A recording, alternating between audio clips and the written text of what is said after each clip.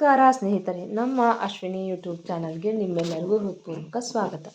ಪ್ರೇಮಯಾನ ಕಥೆಯ 42ನೇ ಅಧ್ಯಾಯ ನಿಮ್ಮೆಲ್ಲರಿಗೂ ಇಷ್ಟವಾಗಿದೆ ಅಂತ ಭಾವಿಸ್ತೇನೆ. ಹಾಗಿದ್ರೆ ಬನ್ನಿ ಸ್ನೇಹಿತರೆ, ಅಧ್ಯಾಯ 43 ಶುರು ಮಾಡೋಣ. ಭರಣಿ ಹಸಿವಾಗುತ್ತಿದೆ ಎಂದು ಹೇಳಿದಾಗ ಭರತ್ ಬೆಳಗಿನ ಮಿಕ್ಕಿದ್ದ ಉಪ್ಪಿಟ್ಟನ್ನೇ ವೇಸ್ಟ್ ಮಾಡಬಾರ್ದು ಅನ್ನೋ ಕಾರಣಕ್ಕೆ ಅದನ್ನೇ ಬಿಸಿ ಮಾಡಿ ಕೊಟ್ಟ. ಬೆಳಿಗ್ಗೆ ಮಾಡಿದ್ದು, ಅದು ಅಲ್ಲದೆ ಈ ಕಾಂಕ್ರೀಟ್ ಯಾರು ತಿಂತಾರೆ, ಛೀ ಎಂದು ಮುಖ ಕಿವುಚಿದಳು. ಛೀನಾ, ಸರಿ ಹಾಗಿದ್ರೆ ಖಾಲಿ ಹೊಟ್ಟೆಯಲ್ಲೇ ಮಲ್ಗು ಎಂದು ತನಗೆ ಹಿಡಿಸಿದಷ್ಟು ತಿಂದು ಮತ್ತೆ ಲ್ಯಾಪ್ಟಾಪ್ ತೆರೆದು ಕೆಲಸ ಮಾಡಲು ಶುರು ಮಾಡಿದ. ಭರಣಿಗೆ ಕೂತಲ್ಲೇ ಕೂತು ಸಾಕಾಯಿತು. ಎದ್ದು ಆಚೆ ನಡೆದಳು. ಭರತ್ ಎಷ್ಟೋ ಹೊತ್ತಿನ ತನಕ ಕೆಲಸ ಮಾಡಿ ಕಣ್ಣೆಳೆದಂತಾಗಿ ಲ್ಯಾಪ್ಟಾಪ್ ಮುಚ್ಚಿ ಮಲಗಲು ಭರಣಿ ಕಾಣಲಿಲ್ಲ. ಹೊರಗಡೆ ಬಂದು ನೋಡಿದಾಗ ಕೈ ಕಟ್ಟಿ ಆಕಾಶ ನೋಡುತ್ತಾ ನಿಂತಿದ್ದಳು. ಓ ಹೆಲೋ, ಹೊತ್ತಾಯ್ತು, ಬಂದು ಮಲ್ಕೋ ಎಂದು ಹೇಳಿ ತಾನು ಹೋಗಿ ಬೆಡ್ ಮೇಲೆ ಮಲಗಿದ. ಒಳ ಬಂದ ಭರಣಿ ಎಲ್ಲಿ ಮಲ್ಗೋದು ಎಂದು ಯೋಚನೆ ಮಾಡುತ್ತಾ ನಿಂತಿದ್ದು ನೋಡಿ, ಓಯ್ ಪೊಮೇರಿಯನ್, ರಾತ್ರಿ ಜಾಗರಣೆ ಮಾಡೋ ಪ್ರೋಗ್ರಾಮ್ ಏನಾದರೂ ಇದೆಯಾ ತಮಗೆ? ಬಂದು ಮಲ್ಕೋ ಎಂದು ಒರಟಾಗಿ ಹೇಳಲು, ನಾನೆಲ್ಲಿ ಮಲಗಲಿ ಎಂದಳು ನಿಧಾನವಾಗಿ. ಇಷ್ಟು ದೊಡ್ಡ ಬೆಡ್ ಕಾಣ್ತಿಲ್ವಾ, ಬಂದು ಬಿದ್ಕೋ ಎಂದರೆ, ಏನು ಅಲ್ಲ ಅಷ್ಟು ಚಿಕ್ಕ ಜಾಗದಲ್ಲ ಎಂದು ಕಣ್ಣ ಅಳಿಸಿ ಕೇಳಿದರೆ, ಹಾಗಿದ್ರೆ ಕೆಳಗಡೆ ವಿಶಾಲವಾಗಿದೆ ಜಾಗ, ಅಲ್ಲೇ ಬಿದ್ಕೋ, ಯಾರು ಬೇಡ ಅಂದಿದ್ದು ಎಂದರೆ, ನನ್ನ ಕೆಳಗಡೆ ಮಲಗಿ ಅಭ್ಯಾಸ ಇಲ್ಲ, ನೀನೇ ಕೆಳಗಡೆ ಮಲ್ಕೋ ಎಂದಳು. ಏನೋ ನಾನು ಕೆಳಗಡೆ ಮಲ್ಕೋಬೇಕಾ? ಇದು ನನ್ನ ಮನೆ, ನನ್ನ ರೂಮು, ನನ್ನ ಬೆಡ್ಡು, ಬೇಕಿದ್ರೆ ನೀನೇ ಕೆಳಗಡೆ ಮಲ್ಕೋ ಎಂದ ಗಡುಸಾಗಿ. ಭರಣಿ ಕೋಪದಿಂದ ಕಾಲು ನೆಲಕ್ಕಪ್ಪಳಿಸಿ ಅಲ್ಲೇ ಇಟ್ಟಿದ್ದ ಚಾಪೆ ಹಾಸಿ ಕೆಳಗಡೆ ಮಲಗಿದಳು. ಭರತ್ ಮಲಗಿದ ಸ್ವಲ್ಪ ಸಮಯಕ್ಕೆ ನಿದ್ದೆಗೆ ಜಾರಿದ. ಆದರೆ ಭರಣಿಗೆ ನಿದ್ದೆ ದೂರದ ಮಾತಾಗಿತ್ತು. ಖಾಲಿ ಹೊಟ್ಟೆಯಲ್ಲಿ ನಿದ್ದೆ ಬಂದರೆ ತಾನೆ. ಹೊಟ್ಟೆಯಲ್ಲಿರುವ ಇಲಿಗಳ ಓಡಾಟ ಭರಣಿಗೆ ನಿದ್ದೆ ಮಾಡಲು ಬಿಡುತ್ತಿಲ್ಲ. ಆ ಕಡೆಯಿಂದ ಈ ಕಡೆ ಹೊರಳಾಡುವುದೇ ಆಗಿತ್ತು. ಬಲದಿಂದ ಎಡಕ್ಕೆ ತಿರುಗಿ ಮಲಗಲು ನೆಲದ ಮೇಲೆ ಏನೋ ಹೋದಂತಾಯಿತು. ತನ್ನ ಅಕ್ಕಪಕ್ಕ ನೋಡಿದಳು. ಏನೂ ಕಾಣಿಸಲಿಲ್ಲ. ಎಲ್ಲೋ ನನ್ನ ಭ್ರಮೆ ಇರಬೇಕು ಎಂದು ಸುಮ್ಮನಾದಳು. ಮತ್ತೆ ಮಗ್ಗಲು ಬದಲಿಸಲು ಈ ಬಾರಿ ಅವಳ ಹತ್ತಿರವೇ ಹಲ್ಲಿಯೊಂದು ಕಂಡಿತು. ತಕ್ಷಣ ಎದ್ದು, ಅಮ್ಮ, ಹಲ್ಲಿ ಹಲ್ಲಿ ಎಂದು ಕಿರುಚಲು ಆಗಷ್ಟೇ ನಿದ್ದೆಗೆ ಜಾರಿದ್ದ ಭರತ್ಗೆ ಎಚ್ಚರವಾಗಿ, ಲೇ ಪೆಮೇರಿಯನ್, ಏನೇ ಅದು ಹಲ್ಲಿ ಹಲ್ಲಿ ಅಂದ್ಕೊಂಡು ಸುಮ್ಮನೆ ಬಿದ್ಕೋ, ದೆವ್ಗಳು ಓಡಾಡೋ ಟೈಮಲ್ಲಿ ಇವಳಿಗೆ ಹಲ್ಲಿ ಅಂತೆ, ಕರ್ಮ ಎಂದ ಅಸಮಾಧಾನದಿಂದ. ಅದು ಅಲ್ಲಿ ಹಲ್ಲಿ ಹಲ್ಲಿ ಎಂದು ಕೈ ಮಾಡಿ ತೋರಿಸುತ್ತಿದ್ದಳು. ಅದು ತಕ್ಷಣ ಅಲ್ಲಿಂದ ಸರಿದು ಸರಸರನೆ ಗೋಡೆಯೇ ಏರಿತು. ಈಗ ಹೋಯ್ತಲ್ಲ, ಹೋಗಿ ಮಲ್ಗು ಎಂದರೆ, ಇಲ್ಲ ನಾನು ಅಲ್ಲಿ ಮಲ್ಗಲ್ಲ, ನಂಗೆ ಭಯ ಆಗತ್ತೆ ಎಂದಾಗ, ಹಾಗಿದ್ರೆ ಎದ್ದೇ ಇರು, ಯಾರು ಬೇಡ ಅಂದರು ಎಂದು ಮಗ್ಗಲು ಬದಲಿಸಿ ಮಲಗಿದ. ನಾನು ಇಲ್ಲೇ ಮಲಗ್ತೀನಿ ಎಂದು ಮೆಲ್ಲಗೆ ರಾಗ ಎಳೆದಳು. ನಾನು ಮಾತ್ರ ಕೆಳಗೆ ಮಲಗಲ್ಲ ಎಂದ ಕಣ್ಮುಚ್ಚಿ. ಪರವಾಗಿಲ್ಲ, ಇಲ್ಲೇ ಮಲಗ್ತೀನಿ ಎಂದು ಅವನ ಪಕ್ಕದಲ್ಲೇ ಮುದರಿ ಮಲಗಿದಳು. ಇಷ್ಟೊತ್ತು ಹಲ್ಲಿ ಭಯಕ್ಕೆ ಮಾಯವಾಗಿದ್ದ ಹಸಿವು ಈಗ ಮತ್ತೆ ತನ್ನ ಇರುವನ್ನು ತೋರಿಸಿತು. ಹೊಟ್ಟೆ ಸೌಂಡ್ ಮಾಡಲು, ಈಗೇನು ಮಾಡಲಿ, ಹೊಟ್ಟೆ ಸಿಕ್ಕಾಪಟ್ಟೆ ಹಸಿತಿದೆ, ಆಗಲೇ ಆ ಕಾಂಕ್ರೀಟ್ನೇ ತಿಂದಿದ್ರೆ ಆಗ್ತಿತ್ತು, ಛೇ ಬೇಡ ಅಂದು ಆಗ ತಪ್ಪು ಮಾಡಿಬಿಟ್ಟೆ, ಈಗೇನು ಮಾಡಲಿ ಎಂದು ಎದ್ದು ಹೋಗಿ ನೀರು ಕುಡಿದು ಬಂದು ಮಲಗಿದಳು. ಆದರೂ ನಿದ್ದೆ ಬರಲಿಲ್ಲ. ನಿಧಾನಕ್ಕೆ ಭರತ್ ಕಡೆ ನೋಡಿದಳು. ಅವನು ಗಾಢ ನಿದ್ರೆಯಲ್ಲಿ ಇದ್ದಂತೆ ಕಂಡ. ಮೆಲ್ಲಗೆ ಕಳ್ಳ ಹೆಜ್ಜೆ ನೀಡುತ್ತಾ ಅಡುಗೆ ಮನೆಗೆ ಹೋಗಿ ತಟ್ಟೆಯಲ್ಲಿ ಮುಚ್ಚಿಟ್ಟಿದ್ದ ಉಪ್ಪಿಟ್ಟು ತೆಗೆದು ತಿನ್ನತೊಡಗಿದಳು. ಅವಸರವಾಗಿ ತಿನ್ನಲು ನೆತ್ತಿಗೆ ಹತ್ತಿ ಕೆಮ್ಮಲು ಶುರು ಮಾಡಿದಳು. ನಿಧಾನವಾಗಿ ತಿನ್ನು, ಇಲ್ಲಾಂದ್ರೆ ಸತ್ಕಿತ್ತು ಹೋಗ್ಬಿಟ್ಟಿಯಾ ಎಂದು ನೀರಿನ ಗ್ಲಾಸ್ ಹಿಡಿದ ಅವಳ ಮುಂದೆ. ತಕ್ಷಣ ತೆಗೆದುಕೊಂಡು ಕುಡಿಯಲು ನೀರು ನೆತ್ತಿಗೆ ಹತ್ತಿ ಮೈ ಮೇಲೆಲ್ಲ ಚೆಲ್ಲಿತು. ನಿಧಾನ ಕಣೆ ಪೆಮೇರಿಯನ್ ಎಂದಾಗ ಭರತ್ ಕಡೆ ನೋಡಿದಳು. ಅವಳಿಗೆ ಮುಜುಗರವಾದಂತಾಗಿತ್ತು. ಅದಕ್ಕೆ ಹೇಳೋದು, ಅನ್ನಕ್ಕೆ ಯಾವತ್ತೂ ಅವಮಾನ ಮಾಡಬಾರ್ದು. ಆಗಲೇ ಇದೇ ಉಪ್ಪಿಟ್ಟಿಗೆ ಛೀ, ಕಾಂಕ್ರೀಟ್ ಯಾವನ್ ತಿಂತಾನೆ ಅಂತ ಮೂಗು ಮುರಿದೆ, ಆದರೆ ಈಗ ಹೊಟ್ಟೆ ಹಸಿವಿಗೆ ಇದನ್ನೇ ತಿನ್ನಬೇಕಾಯ್ತು. ಈಗ ಇದೇ ಉಪ್ಪಿಟ್ಟು ನಿನಗೆ ಅಮೃತಕ್ಕೆ ಸಮಾನ ಆಯಿತು ಎಂದಾಗ ನಾಚಿಕೆಯಾಗಿ ತಲೆ ತಗ್ಗಿಸಿದಳು. ಎಷ್ಟೋ ಜನ ಈ ಒಂದು ತನ್ನಕ್ಕಾಗಿ ಪರಿತಪಿಸ್ತಿದ್ದಾರೆ. ಅವ್ರಿಗೆ ಒಂದು ಹೊತ್ತಿನ ಊಟಕ್ಕೂ ಗತಿ ಇಲ್ಲ. ಅಂಥದ್ರಲ್ಲಿ ನಿನಗೆ ಇಷ್ಟಾದರೂ ಸಿಕ್ಕಿದೆಯಲ್ಲ, ಅದು ನಿನ್ನ ಪುಣ್ಯ ಎಂದಾಗ ಭರಣಿಗೆ ಬೀಸಿ ಕೆನ್ನೆಗೆ ಹೊಡೆದಂತಾಗಿತ್ತು. ಒಂದು ಮಾತು ನೆನ್ಪಿಟ್ಕೊ, ಅನ್ನಕ್ಕೆ ಯಾವತ್ತೂ ಛೀ ವ್ಯಾಕ್ ಅನ್ಬೇಡ. ಅನ್ನಕ್ಕಾಗಿ ನಾವು ಕಾಯಬೇಕೇ ಹೊರತು ಅನ್ನ ನಮ್ಮನ್ನು ಕಾಯಬಾರ್ದು. ಅರ್ಥ ಆಯಿತು ತಾನೇ ಎಂದಾಗ ಹ್ಞೂ ಎಂದು ತಲೆ ಆಡಿಸಿದಳು. ಸರಿ, ಪೂರ್ತಿಯಾಗಿ ತಿಂದು ಮಲಗು ಎಂದು ತಾನು ಹೋಗಿ ಮಲಗಿದ. ಭರಣಿ ಮಿಕ್ಕ ಉಪ್ಪಿಟ್ಟು ಪೂರ್ತಿ ತಿಂದು ಮುಗಿಸಿ ನೀರು ಕುಡಿದಳು. ಈಗ ಸಮಾಧಾನವಾಗಿತ್ತು. ತಟ್ಟೆ ಎತ್ತಿಟ್ಟು ಬಂದು ಮಲಗಿದಳು. ಸ್ವಲ್ಪ ಸಮಯಕ್ಕೆ ಹಾಯಾದ ನಿದ್ರೆಗೆ ಜಾರಿದಳು. ಮರುದಿನ ಬೆಳಿಗ್ಗೆ 8 ಗಂಟೆಯಾದರೂ ಭರಣಿಗೆ ಎಚ್ಚರವೇ ಇಲ್ಲ. ಭರತ್ ಎಷ್ಟೇ ಎಬ್ಬಿಸಿದರೂ ಏಳುತ್ತಿಲ್ಲ. ಒಳ್ಳೆ ಕುಂಕಣ್ಣನ ಹಾಕಿ ಬಿದ್ದಿದ್ದಾಳೆ ಎಂದು ಗೊಣಗಿಕೊಂಡು, ಲೇ ಪೆಮಿರಿನಿ, ಎದ್ದೇಳೆ, ನಿನಗೆ ಹೇಳ್ತಿರೋದು ಏಳೆ ಮೇಲೆ ಎಂದರೂ ಎಚ್ಚರವಾಗಲಿಲ್ಲ. ಭರಣಿ ರಾತ್ರಿ ತಡವಾಗಿ ಮಲಗಿದಳು. ಅದೂ ಅಲ್ಲದೆ ಅವಳಿಗೆ ಇಷ್ಟು ಬೇಗ ಎದ್ದು ಅಭ್ಯಾಸವೂ ಇಲ್ಲ. ಛೇ, ಇವಳಜ್ಜಿ ಇವಳಿಂದ ಆಫೀಸಿಗೆ ಹೋಗೋದಕ್ಕೂ ಲೇಟ್ ಆಗತ್ತೆ. ನಿನ್ನೆ ಅಷ್ಟೆಲ್ಲ ಹೇಳಿದ್ದೀನಿ, ಆದರೂ ಇವತ್ತು ಹೀಗೆ ಇನ್ನೂ ಬಿದ್ಕೊಂಡಿದ್ದಾಳಲ್ಲ. ಮಾಡ್ತೀನಿ ತಡಿ ನಿಂಗೆ. ಹೀಗೆ ಹೇಳಿದರೆ ಎದ್ದೇಳಲ್ಲ ನೀನು ಎಂದು ಬಾತ್ರೂಮ್ಗೆ ಹೋಗಿ ಬಕೆಟ್ನಲ್ಲಿ ನೀರು ತಂದು ಅವಳ ಮೇಲೆ ಸುರಿದು ಬಿಟ್ಟ.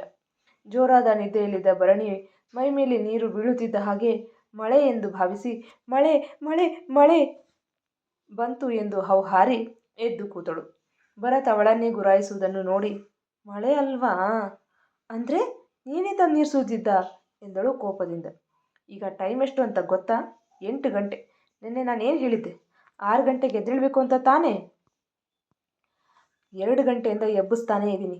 ಮಹಾರಾಣಿಯವರಿಗೆ ಎಚ್ಚರನೇ ಆಗ್ತಿಲ್ಲ ಎಂದರೆ, ಅದಕ್ಕೆ ಹೀಗ ಎಬ್ಸೋದು? ನನ್ನ ಬಟ್ಟೆ ಎಲ್ಲ ನೆನೆದು ಹೋಯ್ತು ಎಂದಾಗ, ದಿನ 6 ಗಂಟೆಗೆ ಎದ್ದೇಳಲಿಲ್ಲ ಅಂದರೆ ನಾನು ಹೀಗೆ ಮಾಡಿನೇ ಎಬ್ಸೋದು ಎಂದಾಗ ಕೋಪದಿಂದ ಅವನನ್ನೇ ಗುರಾಯಿಸಿದಳು.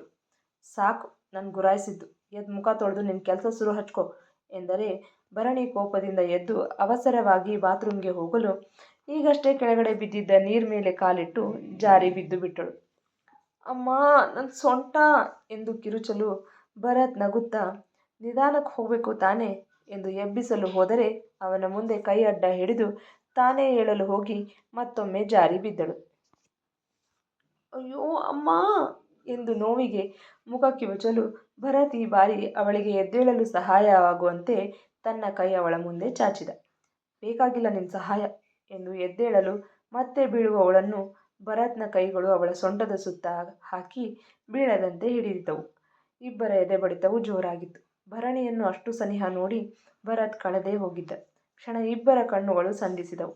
ಭರಣಿ ಅವನ ಕೈಯಿಂದ ಬಿಡಿಸಿಕೊಳ್ಳಲು ಕೊಸರಾಡುತ್ತಾ, ಲೀವ್ ಮೀ, ಬಿಡು ನನ್ನ ಎಂದು ಹೇಳುತ್ತಿದ್ದ ರೀತಿಗೆ ವಾಸ್ತವಕ್ಕೆ ಬಂದ ಭರತ್.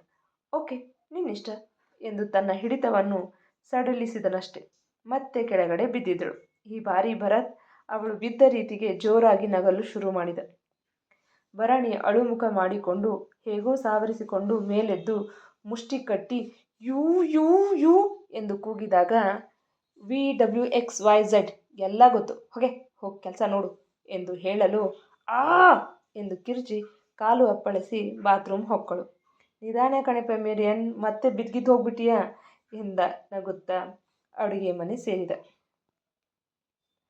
ಫ್ರೆಶಪ್ ಆಗಿ ಬಂದು ನೆಲ ಒರೆಸೋದು ಹೇಗೆ ಎಂದು ಗೊತ್ತಾಗದೆ ಸುಮ್ಮನೆ ನಿಂತಿದ್ದಳು.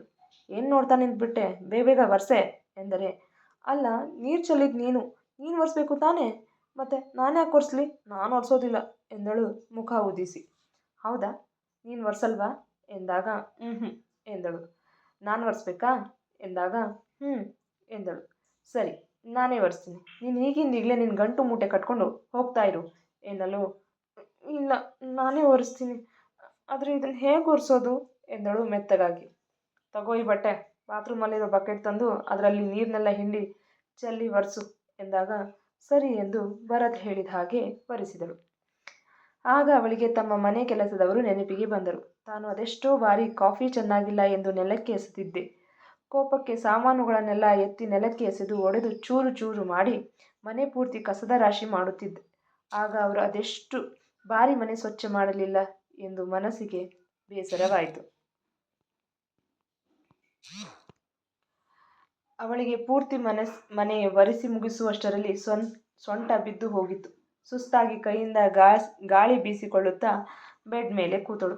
ಓ ಹಲೋ ಮಹಾರಾಣಿಯವರೇ, ಕೂತ್ಬಿಟ್ರಲ್ಲ, ಎದ್ದು ಹೋಗಿ ಬಾಗಿಲಿಗೆ ನೀರು ಹಾಕಿ ರಂಗೋಲಿ ಬಿಡಿಸು ಎಂದರೆ ಸರಿ ಎಂದ ಭರಣಿ ಬಕೆಟಲ್ಲಿ ನೀರು ತೆಗೆದುಕೊಂಡು ಹೋಗಿ ಪೂರ್ತಿ ನೀರನ್ನೆಲ್ಲ ಬಾಗಿಲು ಮೇಲೆ ಸುರಿದಳು. ಅದನ್ನು ನೋಡಿದ ಭರತ್ ತನ್ನ ಹಣೆ ನೀವಿಕೊಂಡು, ಭರಣಿದೇವಿಯವರೇ, ಬಾಗಿಲಿಗೆ ನೀರು ಹಾಕೋದು ಅಂದರೆ ಬಾಗಿಲ ಮೇಲೆ ನೀರು ಹಾಕೋದಲ್ಲ, ಅಂಗಳಕ್ಕೆ ನೀರು ಹಾಕೋದು ಅಂತ ಅರ್ಥ ಎಂದು ಅಂಗಳಕ್ಕೆ ನೀರು ಹಾಕಿ ತೋರಿಸಿ, ಹೀಗೆ ನೀರು ಹಾಕೋದು ಎಂದಾಗ, ಓ ಹೀಗ ಗೊತ್ತಾಗಲಿಲ್ಲ ಎಂದು ಪೆಚ್ಚಾಗಿ ಹಲ್ಲು ಕಿರಿದು ತಲೆ ಕೆರೆದುಕೊಂಡಳು.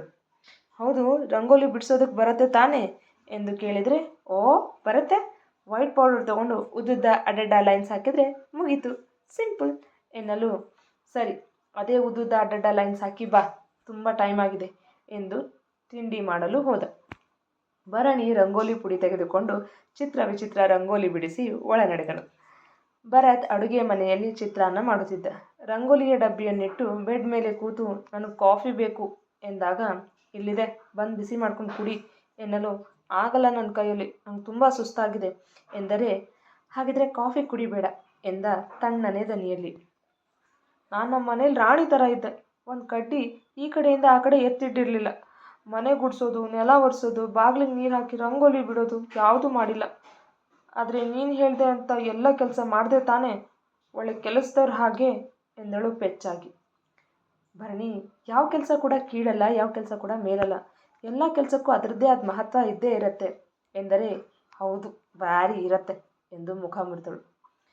ಸ್ವಲ್ಪ ಯೋಚಿಸಿದಂತೆ ನಟಿಸಿ, ಸರಿ ನಿಮಗೆ ಬೇರೆ ಕೆಲಸ ಹೇಳ್ತೀನಿ, ಚೂರು ಆಯಾಸ ಸುಸ್ತಾಗಲ್ಲ, ಮಾಡ್ತೀಯಾ ಎಂದು ಕೇಳಿದರೆ, ಹೌದಾ ಏನು ಕೆಲಸ? ಸರಿ ನಾನು ಮಾಡ್ತೀನಿ ಎಂದಳು ಖುಷಿಯಿಂದ.